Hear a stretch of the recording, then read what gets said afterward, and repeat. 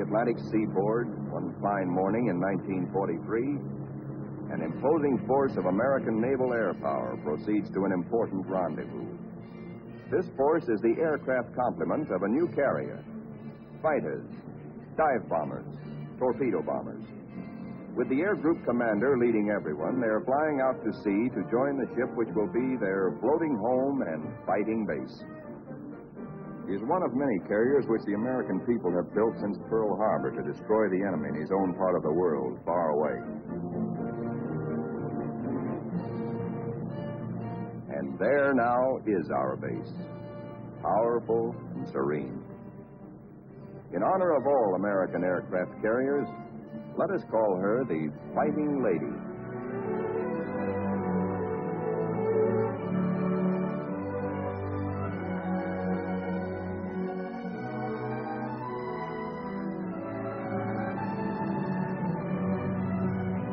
Against a good solid wind with their tail hooks down, our planes come into the broad flight deck of their new home.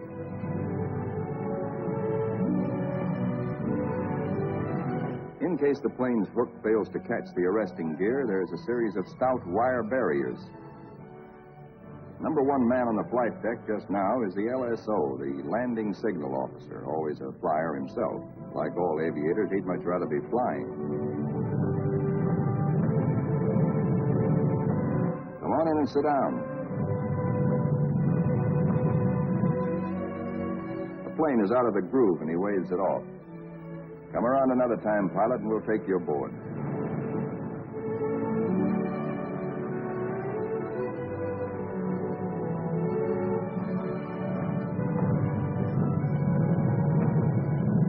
When planes land, they taxi quickly forward out of the way.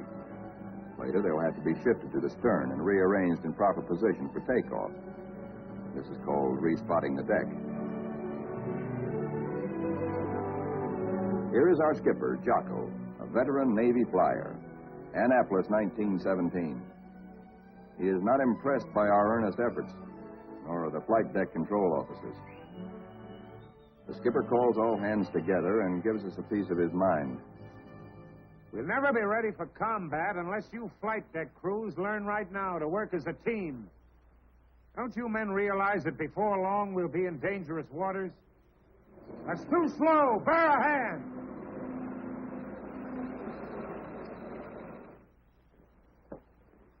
Watch out. Keep that wing clear.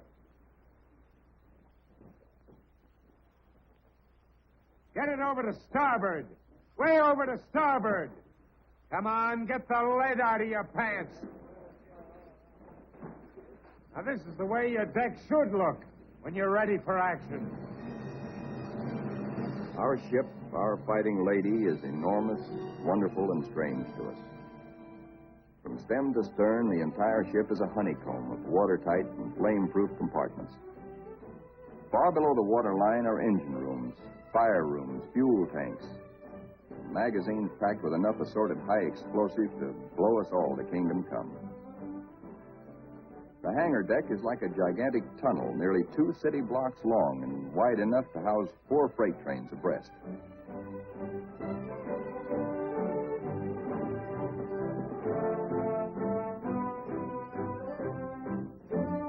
It'll take us a week, a month maybe, to learn our way around. These new surroundings are as mysterious to us as they are cold and impersonal. Our Fighting Lady is like a huge floating cave, noisy and uncomfortable.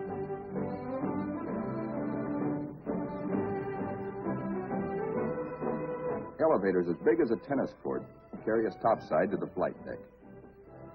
The great superstructure rising amidships is called the island.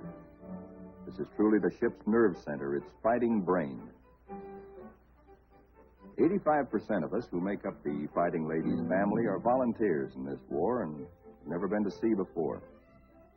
We learned our jobs theoretically in intensive training ashore. A very short while ago, we were high school boys and college kids, or bank clerks, or farm hands, or factory workers. Now we are blue jackets and Marines, all members of a naval combat team nearly 3,000 strong. In our multitude of new tasks and duties as a team, we're very green, but curiosity and comradeship, and the instinct of self-preservation are great teachers.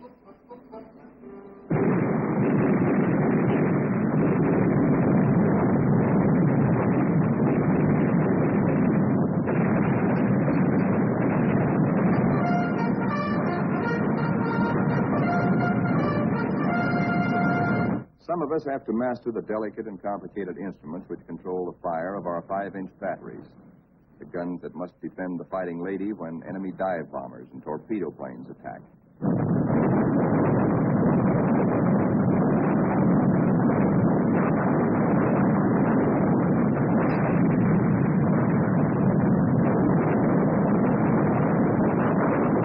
We train and train to learn our stuff and earn our E for efficiency.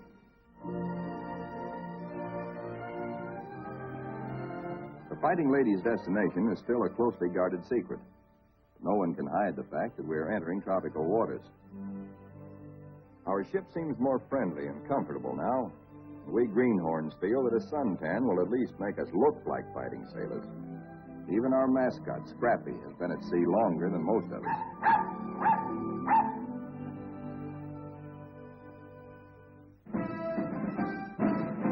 Some of the mystery that has been hanging over us is lifted when we enter the Panama Canal. There is a lot of unprofessional nervousness about whether or not we're too big to get through the locks.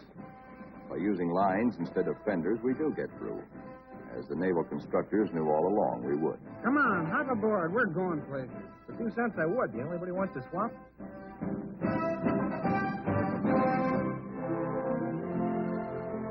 Now we stand out into the Pacific, and life aboard settles down into monotony.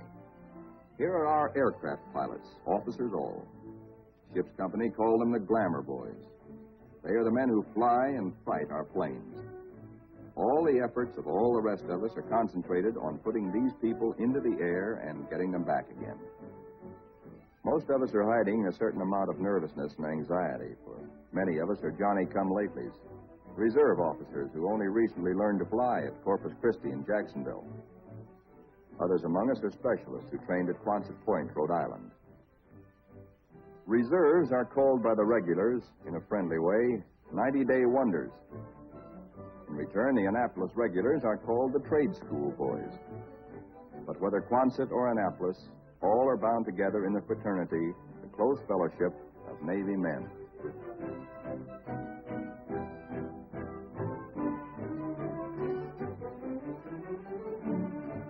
Among the ship's non-commissioned personnel, almost 3,000 blue jackets and 100 Marines, the hottest shots are the air crewmen, aerial gunners, and radio men.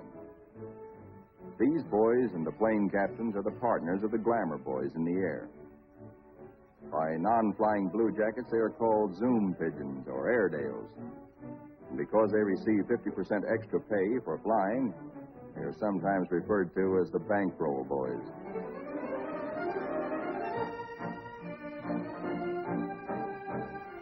Everybody aboard ship backs up the flying group. This requires the efforts of all manner of people. Many of the jobs are far from glamorous. All the little tasks and services you find along Main Street must be performed by some members of our carrier's crew. For though the Fighting Lady is a powerful ship of war, she is also a sizable American community. Its population must be supplied with all the necessities and some of the comforts of home. Doc Sorensen, the pharmacist mate, is just like a village druggist. Next door is our hospital called Sick Bay. There's only a few patients now, but soon it is to be filled with our wounded. Men like these who perform the humble jobs that make life aboard a fighting carrier more bearable, the barbers and the cobblers, are seldom mentioned in communiques. They all have a place in our fighting team. Weeks pass. Now we are far out into the Pacific, which is a very considerable body of water. Monotony shuts down on us between our duties. Guessing where we're bound is still our chief pastime. Will we put into Pearl? Are we going to Iron Bottom Bay? Or maybe even to the Aleutians? All such gossip and rumor are called scuttlebutt or drinking fountain conversation.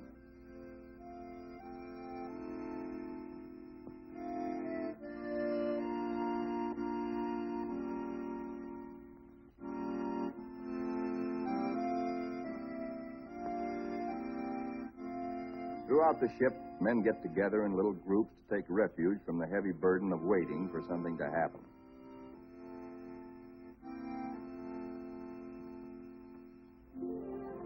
And then one day, out of nowhere, comes a fast fleet tanker, and we're refueled at sea. This tells us something. This tells us that we are not going to Pearl or any other land base for a long, long time.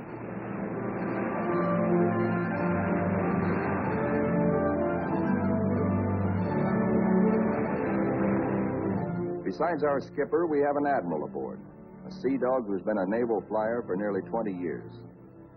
Until now, only these officers have known where we are to go. But now Jocko, our captain, confers with the air group commander and reveals the plan. The Fighting Lady has been ordered to make a strike. She will pass through waters where no carrier task force has ventured since the bloody Battle of Midway. Remember, this is 1943, long before we took the Marshall Islands. Weather studies are made, and though this is a daily routine, somehow the whole ship senses that something is about to happen. Even before the news is broadcast to all of us, there's a new tension and atmosphere of expectancy.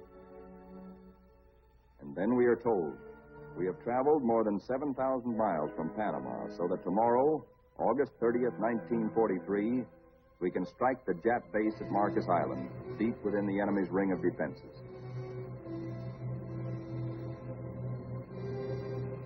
The evening before our first strike, the air group commander briefs all his pilots with maps and the model of our target.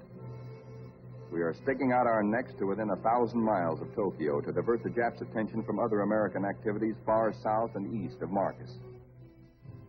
Those of us who have never before been in battle, that's most of us, ask a lot of questions of those who have seen action. See gunners.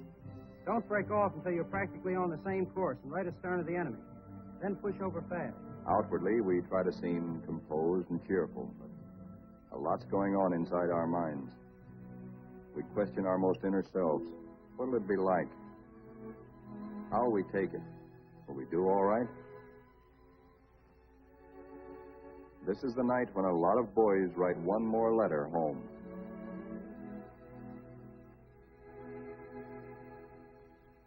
Among those playing AC Busey in the wardroom is a chubby 23-year-old from Eureka Springs, Arkansas, Lieutenant E.T. Stover, nicknamed Smokey. That's he sitting on the far right. Having flown 50 missions at Guadalcanal, Smokey has been ordered to take a rest. He'd much rather be flying. Before dark on the eve of battle, our planes are loaded with bombs and gas. So that each plane will be in its precise position for a speedy takeoff, we spot and respot our deck.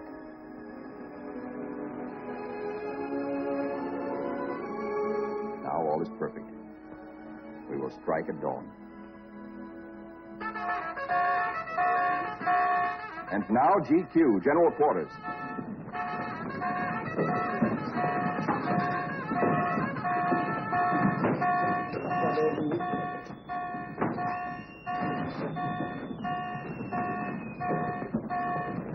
Every man on the ship goes to his battle station, his special place on the fighting team. George, the barber, will pass ammunition. Leo, the baker, will be a sky lookout. Frank, the tailor, is assigned to a first aid station. Pilots are in their ready rooms. Each squadron, fighter, bomber, torpedo bomber, assemble separately. Flyers get into their flight gear and receive last-minute data and instructions.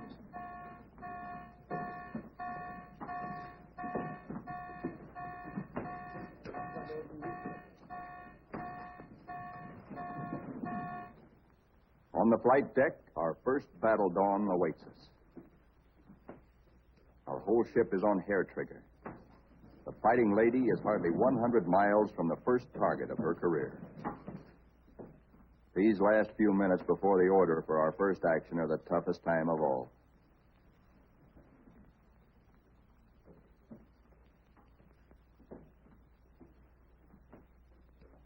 A wise man once said, "War is mostly waiting." We learn now what that can mean. At last the word comes. Pilots, man your plane. Ready room 3, Roger. Pilots, man your planes.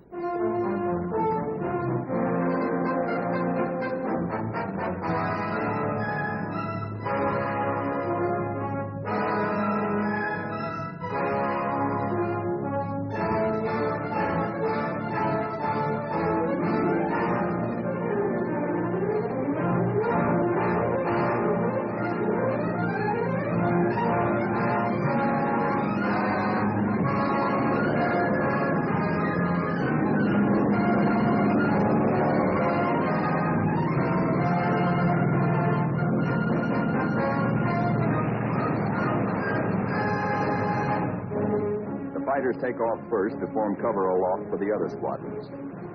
Then the bombers, heavy laden with destruction.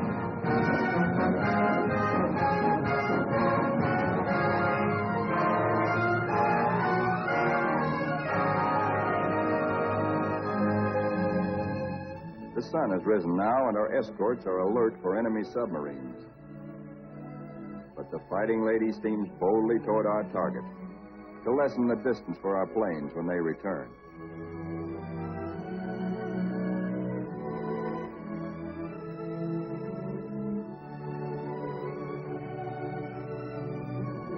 The radio plotting room is the electric eye and ear by which the Fighting Lady detects and keeps tab on all planes and ships for miles around us.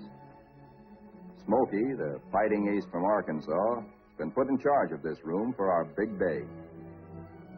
Hunched among his assistants, Smokey is like a super quarterback on a super football team. He is in constant touch with our entire air group.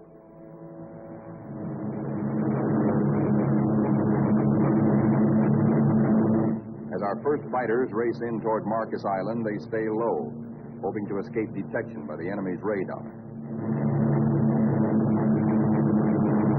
Then they climb suddenly and dive. A surprise strafing attack on the enemy's airstrips.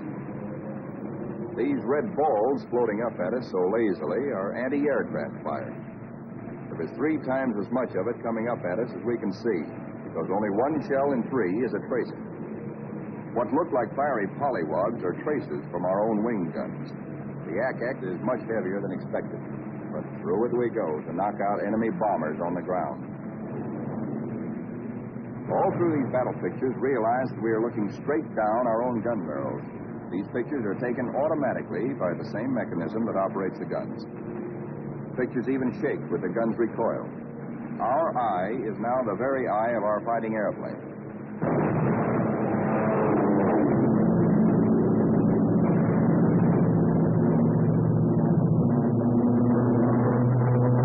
The enemy's picket boats and supply ships offshore are thoroughly strafed.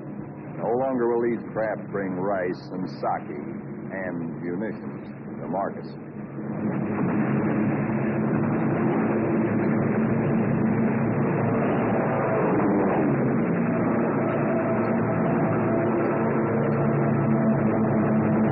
Our bombers flying higher see the island beginning to burn. A moment ago, it looked like a little jade trinket in a cobalt sea.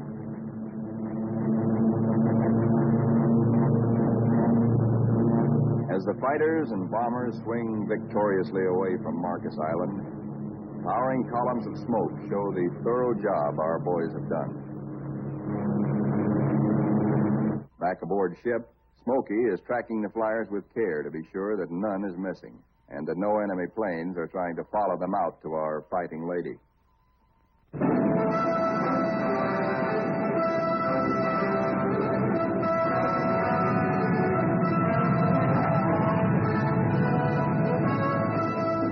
As our planes come aboard, there begins an operation almost as exciting as the attack itself. A ballet after battle, with the plane directors as dancing masters. The whirling propellers fill this scene with danger, but now our crews are trained and adept.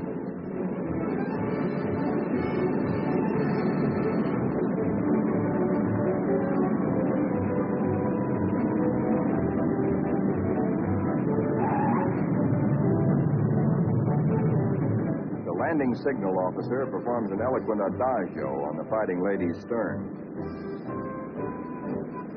Warning to the rest of the cast to stay off stage until a limping member can be led out of the way.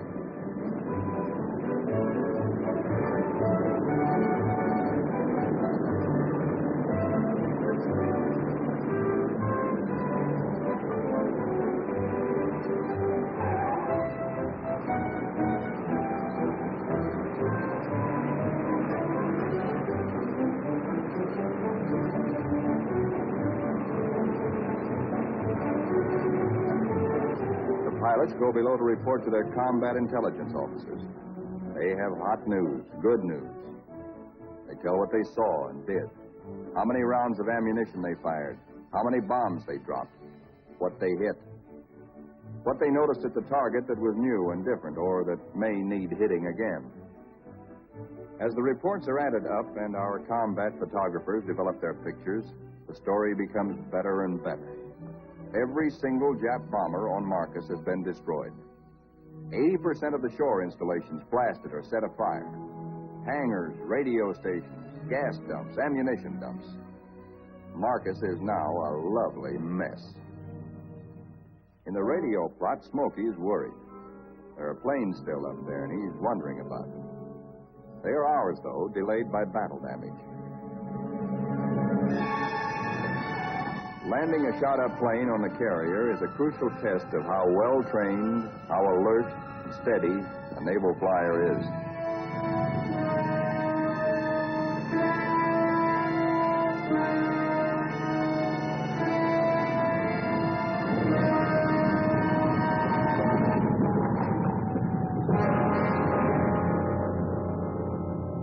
The Fighting Lady now has met her enemy. In the wardroom, the pilots who this morning felt new and nervous now talk like veterans. We have been baptized by fire and have survived nicely. We of the Fighting Lady are growing up.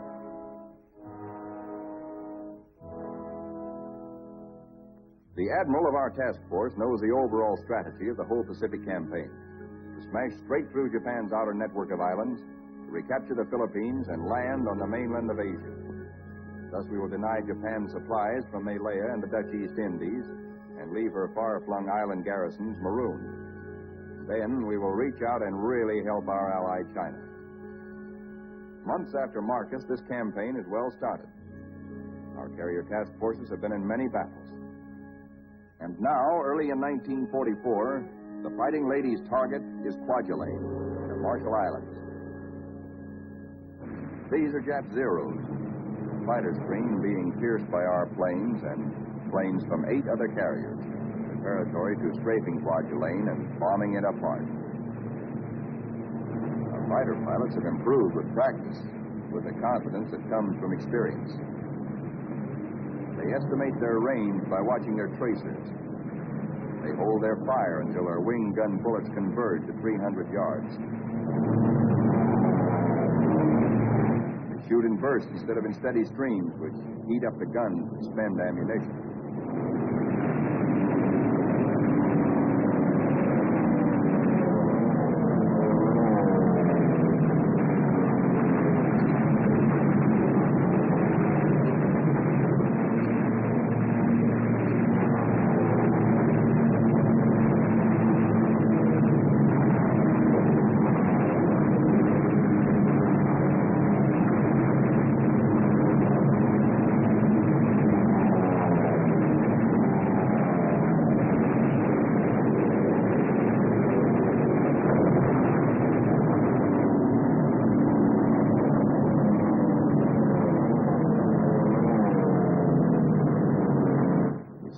Kwajalein burning. Very satisfactory.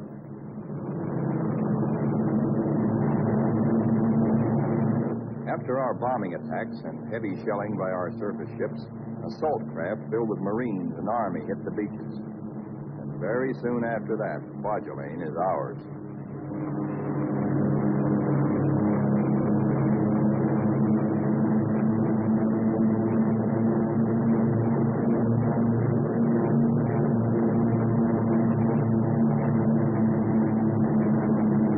Right after Kwajalein, word comes to our admiral that at Truk, Japan's huge and secret naval fortress 1,400 miles to the west, there apparently are some heavy units of the Japanese battle fleet. Perhaps we can surprise them. Again, the Fighting Ladies Squadron and squadrons from other carriers take off for combat. A lot of mouths are dry at the thought that our target is mighty Truk. The rear seat gunners look back at the Fighting Lady, wondering when and if they will ever return to her.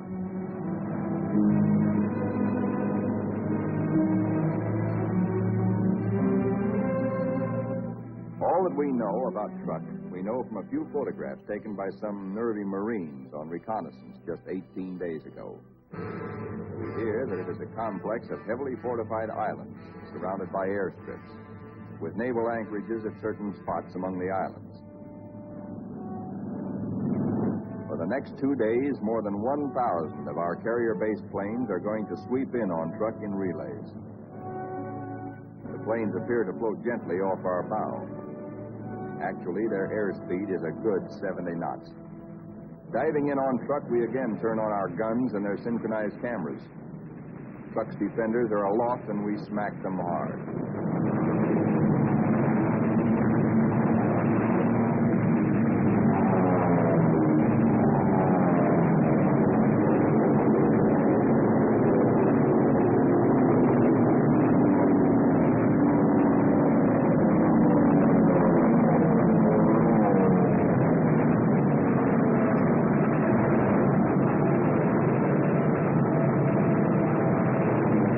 Hearts that were in men's mouths before this strike began now settle back into place and are singing once more. There's something really grand, something historic about diving in here on this place which Japan has been building and guarding jealously from all but Japanese eyes for 20 years. We dive right in low and take a good look at fighter strips, bomber bases, seaplane ramps.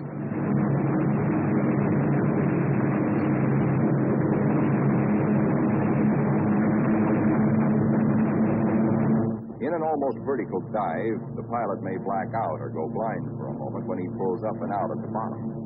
But the camera won't black out. It cannot see the landing of our own bomb, for we'll be up and away before that reaches the target. But it records the hits of other planes ahead of us.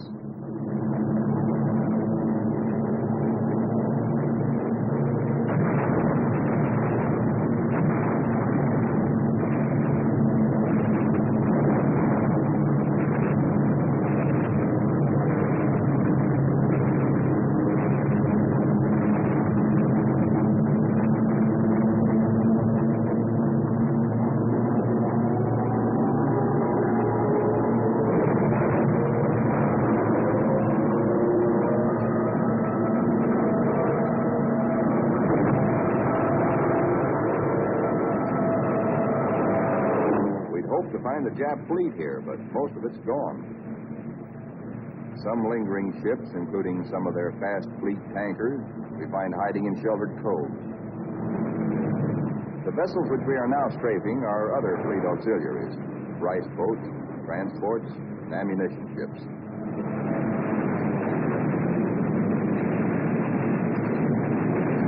With bursts of 50 caliber incendiaries and armor-piercing slugs, we set them on fire, rip them open, often wide enough to sink.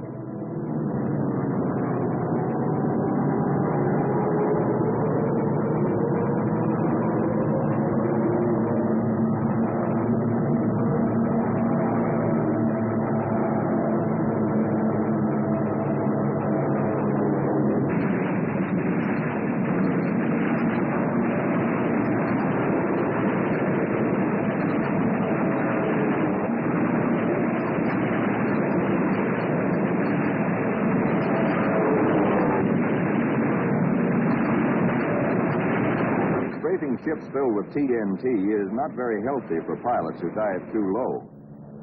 But it's hard to tell who's carrying what until the big bang comes.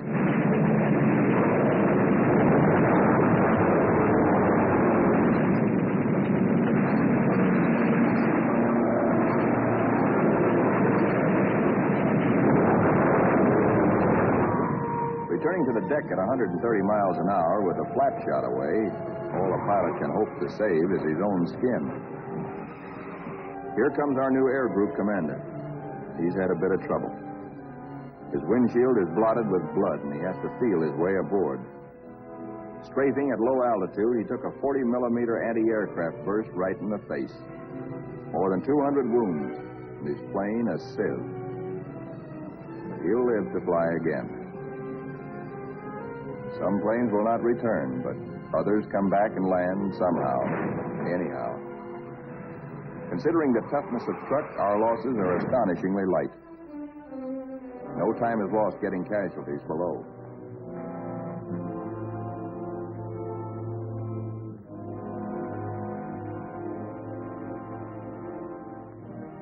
It's a long way from truck to our secret rendezvous in the Marshall Islands. Someday it can be told just where this is. Actually, it is a magnificent new fleet anchorage, an advanced naval base, which we have taken from the Japs and made secure. Now, for the first time, we, who have been operating as separate, relatively small task forces, see assembled the enormous mass of naval power. Over 1 million tons of American fighting steel. New carriers, new battleships, new cruisers and fleet auxiliaries in an amount which Japan could never conceive, let alone produce.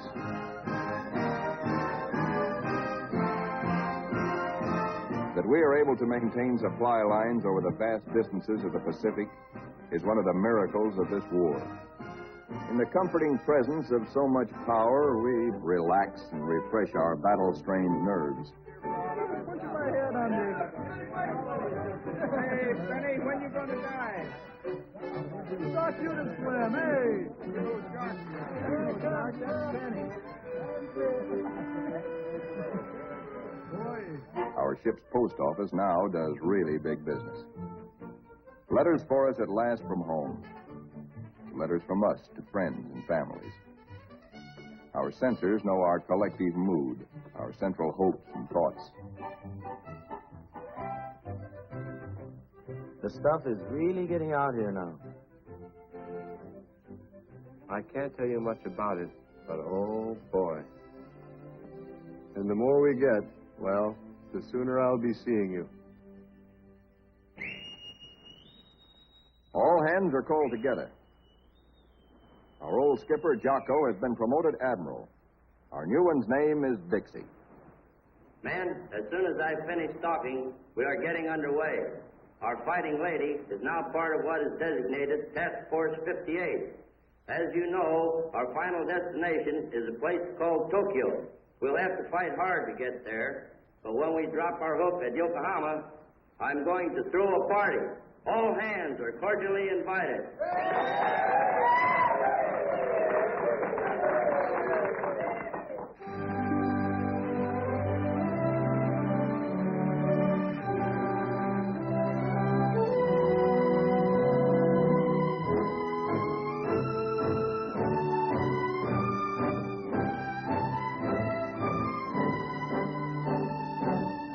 Our task forces are built compactly now around carriers like ourselves, with speedy new battle wagons at our side.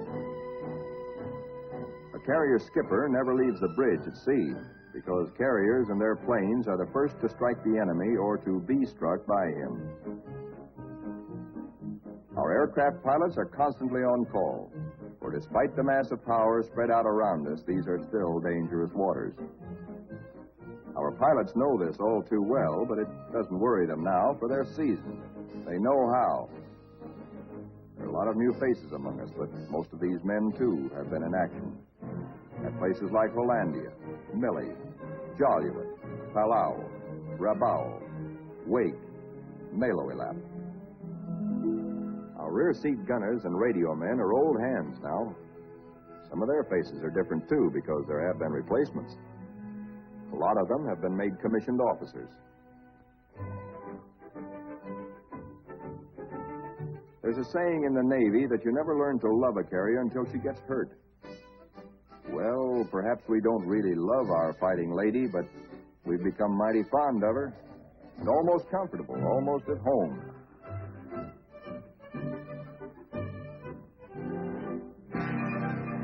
Occasionally, our shipboard movies bring us that one thing we crave the most, one touch of something utterly American, one deep breath of home.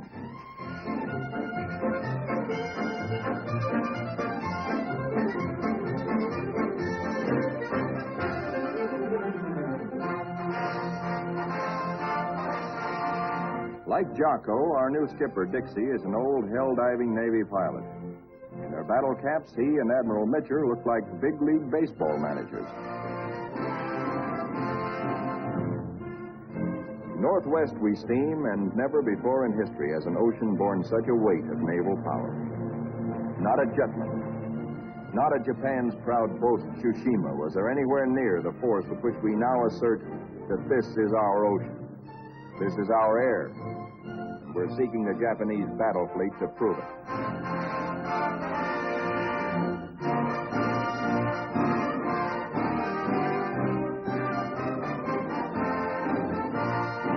With our cruisers and our biggest new battle wagons present, we are strong enough to hope, really to hope, that we may provoke the Japanese fleet into accepting a fight.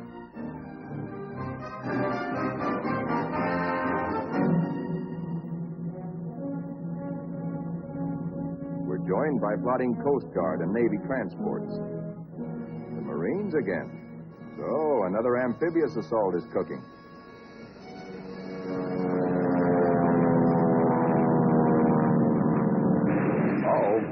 Our patrols have spotted an enemy search plane and are after her. She's a big bird. 20-ton, four-motored Kawanishi seaplane, the kind we call Emily's.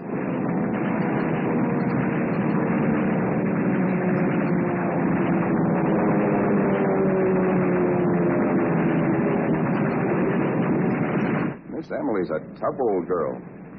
Right now, she's screaming for help and telling Tokyo by radio where we are. Hellcats are closing in on her.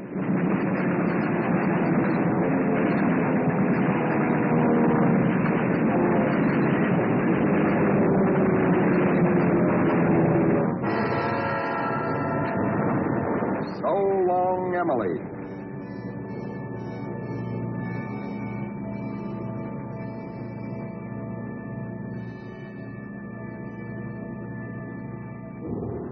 Now that the enemy knows where we are, and we know he knows, our brass hats get together on final arrangements for what may turn into another Midway. Our objective, the first of many in our drive through to the Philippines and China, will be the Marianas. In battles just ahead of us, we are to make good use of a multitude of weapons, special devices, and techniques which have been evolved through the 30 years since the U.S. Navy first took to the air.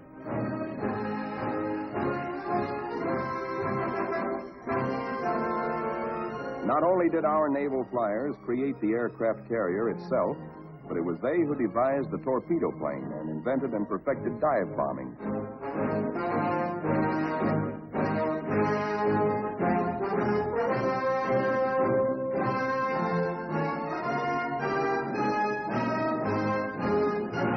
Disposed about our flight decks so that planes can be quickly armed are all manner of death-dealing objects. 500, 1,000, and 2,000-pound bombs. We have torpedoes and incendiaries, and the kind of anti-personnel bombs we call daisy cutters.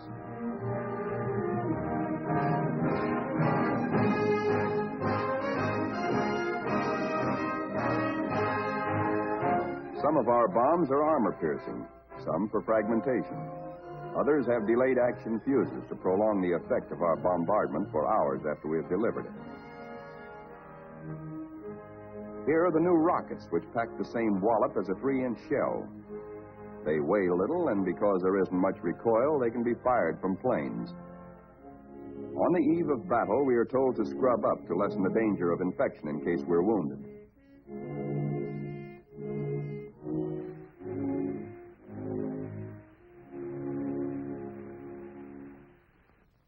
As well as our bodies, most of us prepare our souls.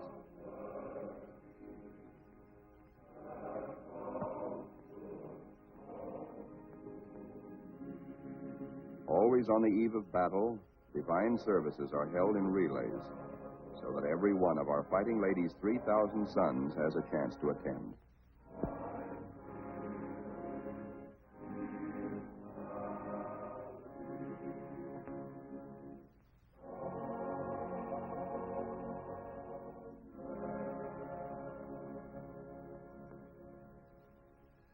As the eve before battle lengthens, there is the usual waiting. Again, we're reminded that war is mostly waiting.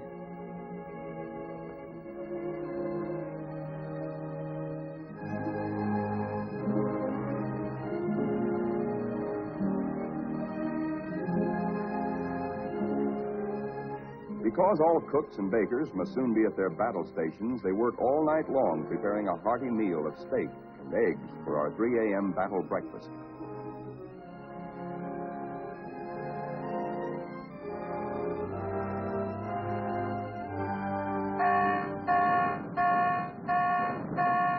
We are being attacked.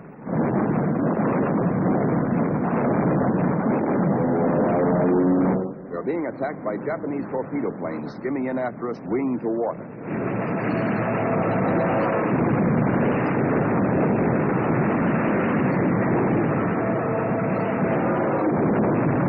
All they want is one hit on our flight deck.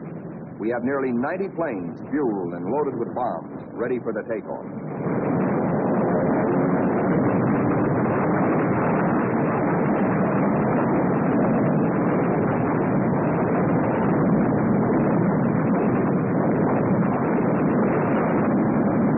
Each patch of flame is a burning Jap.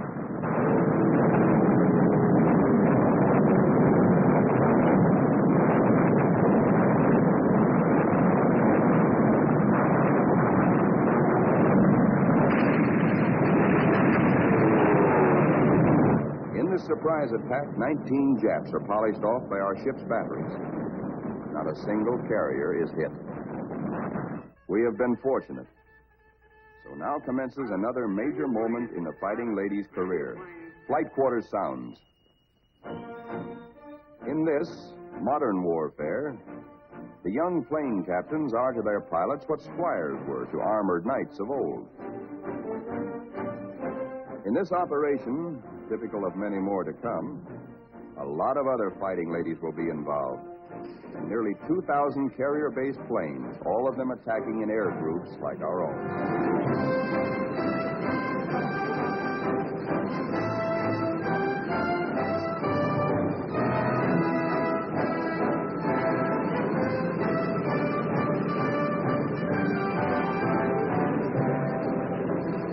From now on, we tighten our belts and steady our hands as our Navy makes progressively bigger attacks nearer and nearer the heart of Japan.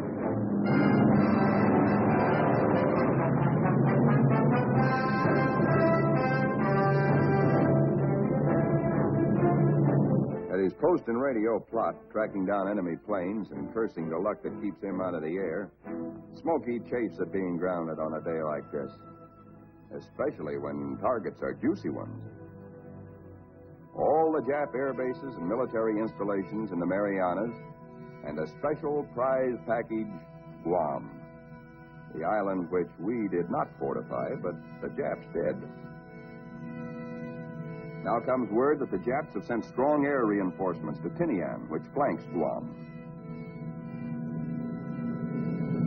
Again, our synchronized cameras record, as no human eye and memory could record, just what our guns and bombs do to the enemy.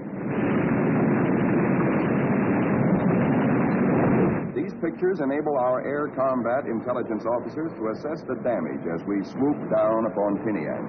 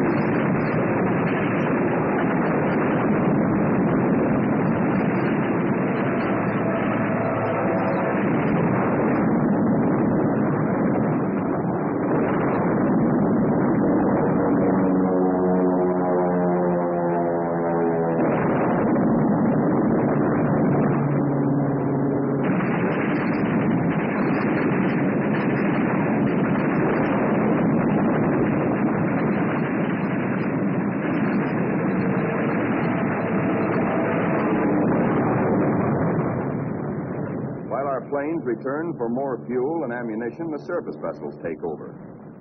The prodigious naval barrage to prepare the beaches our assault forces are going to hit. Not only our newest, but some of our oldest and proudest battleships are here. The Colorado, the Tennessee, and the USS Pennsylvania, flagship of World War I.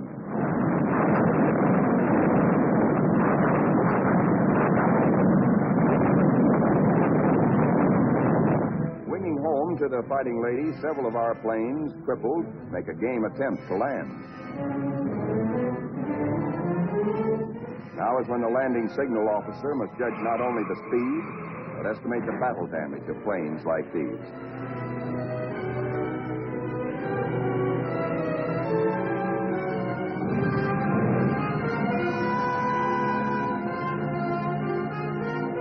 And flight deck emergency crews, firefighters, rescue details, and medical corpsmen exhibit almost incredible courage.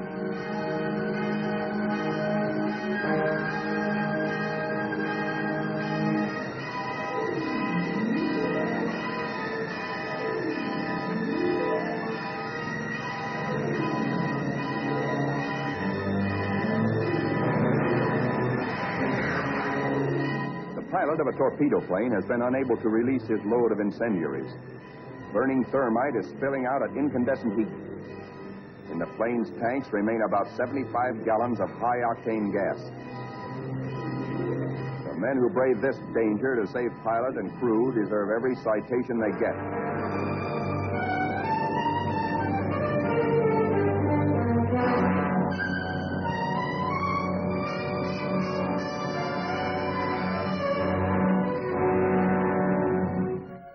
In the ready rooms, intelligence officers question battle-weary pilots.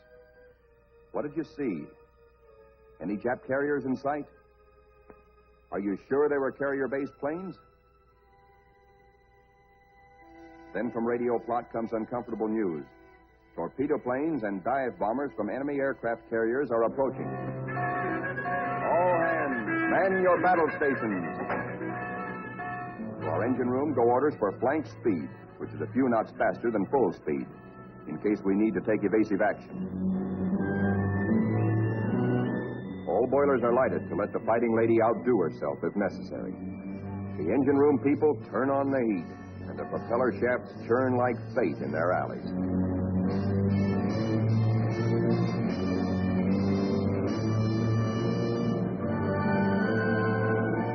The Fighting Lady leaps through the sea on her guard.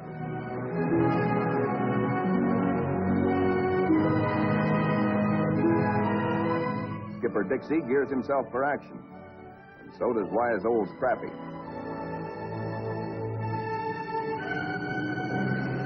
And now, here they come.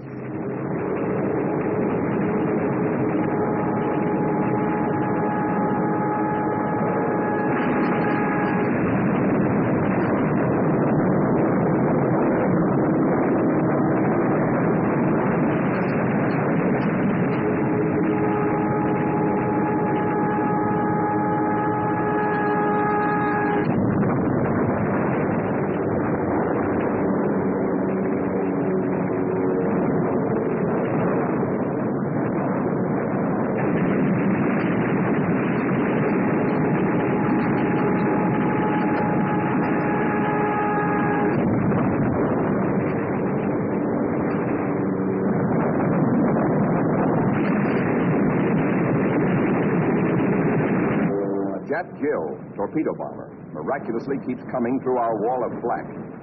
She's approaching us fast with a life that must be charmed. Our gunners throw everything they've got, but still she comes. If he ever releases that torpedo...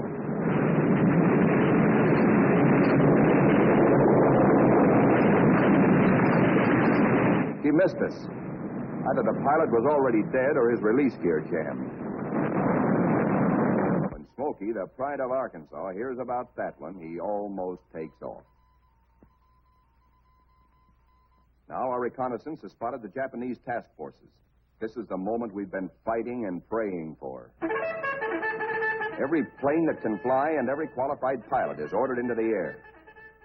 At last, Smokey gets his chance to fly again. Pilots, man your planes. Pilots, man your planes.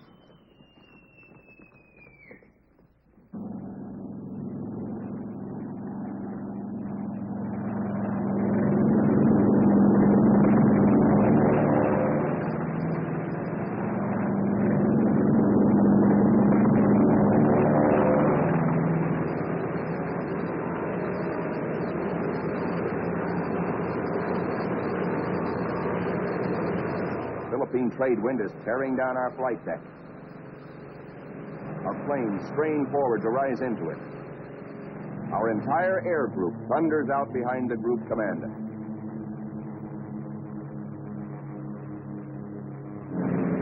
Now our fighters run into a swarm of Jap fighters, mostly Zeros, sent up to intercept our attack on the Japanese fleet.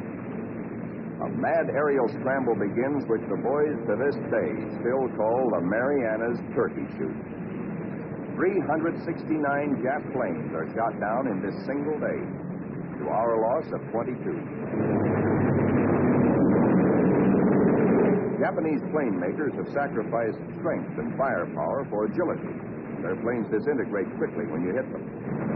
They have no armor plate, as ours have, nor are their gas tanks self-sealing.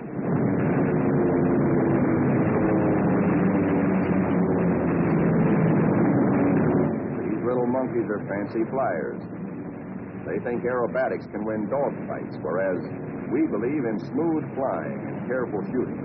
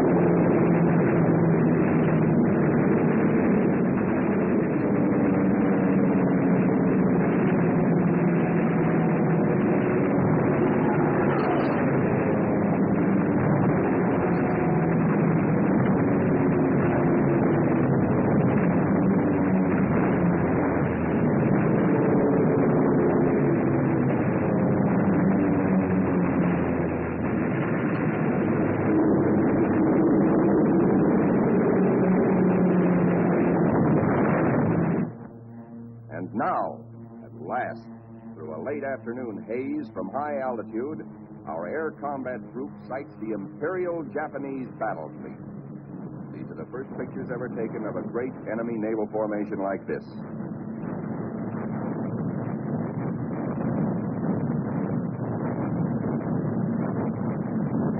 There it is, that Imperial fleet, crawling around below us in violent evasive action. Us looking down on them in the seas they think they own. Some of these Japanese ships are scampering away at better than 40 knots. When you bore straight down on them, they twist, squirm.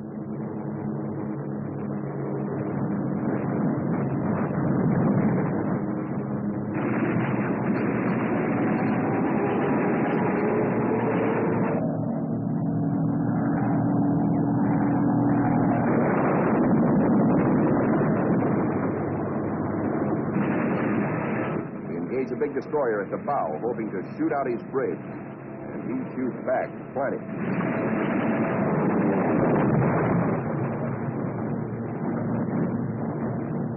Let's go down after that cruiser. He answers us emphatically from the forward turret.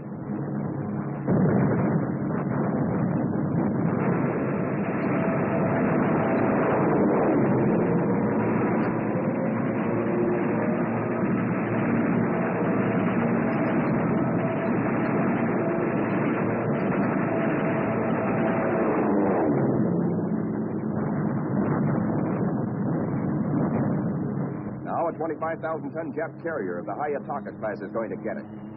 Watch 5 o'clock in the camera, the lower right-hand corner of the screen. This big flat top gets it where the turkey got the axe.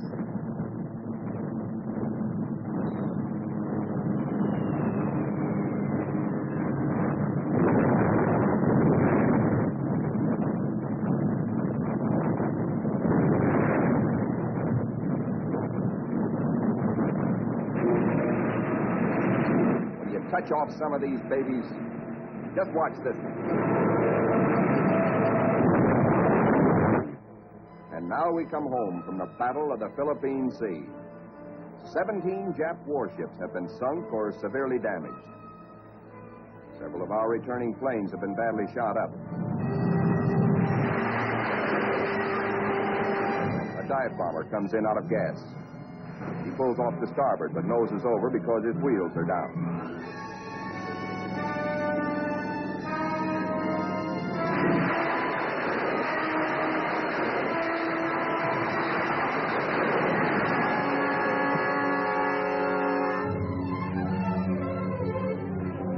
This pilot has 73 holes in his plane, and his leg almost shot away.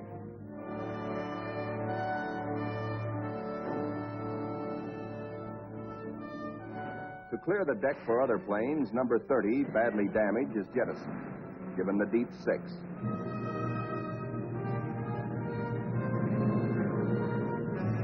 Watch carefully. This man's controls are all but shot away.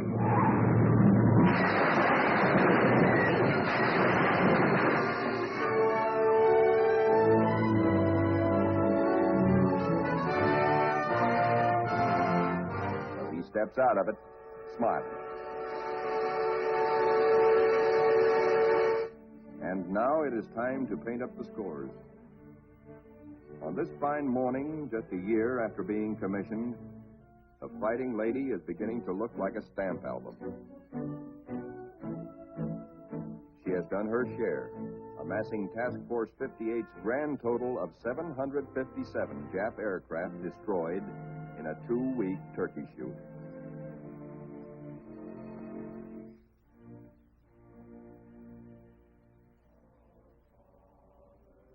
But there's another score to add up. Our own casualties. Quite a few faces are no longer with us on the Fighting Lady.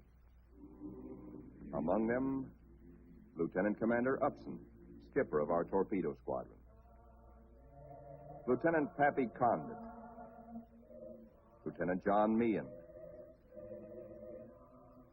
And that fightingest gentleman, Lieutenant Smokey Stover. Yes, Smokey's missing, too.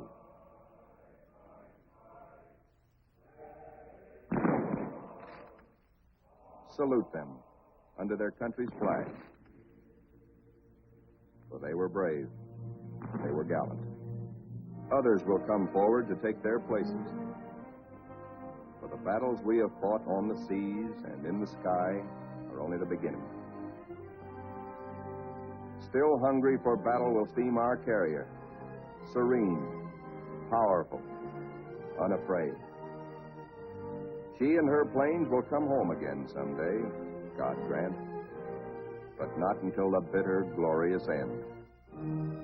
For she is, and we salute her, the Fighting Lady.